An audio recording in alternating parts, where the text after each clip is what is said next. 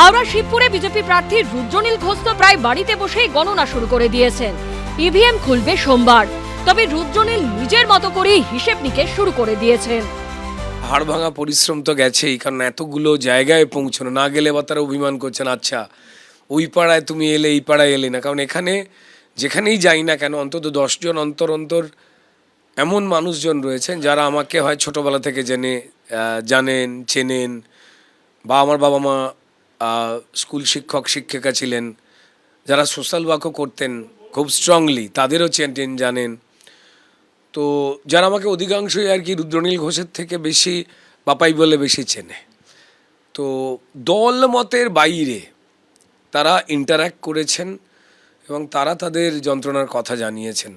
তো ফলত যেখানে হয়তো 2 মিনিট সময় লাগবার কথা মানুষের কাছে, যেমন আমরা জেনারেলি দেখে অভ্যস্ত বা হয়ে থাকে যে কুশল বিনিময় করে সেখান দিয়ে চলে যাওয়া, তা না হয়ে প্রত্যেকটি পরিবার তাদের গলি, তাদের রাস্তা, তাদের অঞ্চলের দুর্দশার কথা সুচিন্তিতভাবে জানিয়েছেন। ফলে পরিশ্রম তো গেছেই, এবার প্রচারের যে নির্ঘণ্ট সেটা শেষ হয়ে যাওয়ার পর থেকে বাকি সময়টা থাকছিল এই ইলেকশনের দিনের কাজ নিয়ে। এবার ইলেকশনের দিনেও একটা পরিশ্রম গেছে, খুব স্বাভাবিক পরিশ্রম, এটা সবারই হয়।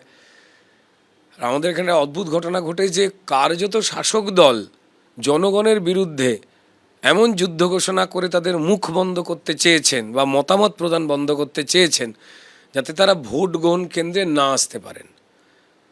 তাদের আটকে দিয়েছেন, ভোট দিতে যাওয়া যাবে না, কারণ শাসক দল বুঝতেই পেরে গিয়েছিলেন তারা যে নাগরিক অসম্মানটা করেছেন 15 বছর ধরে কোনো রকম পরিষেবা না দিয়ে, তাতে মানুষ তাদের প্রতি আস্থা হারিয়েছেন শুধু নয়, মানুষ কোনো একটা বদল চাইছেন।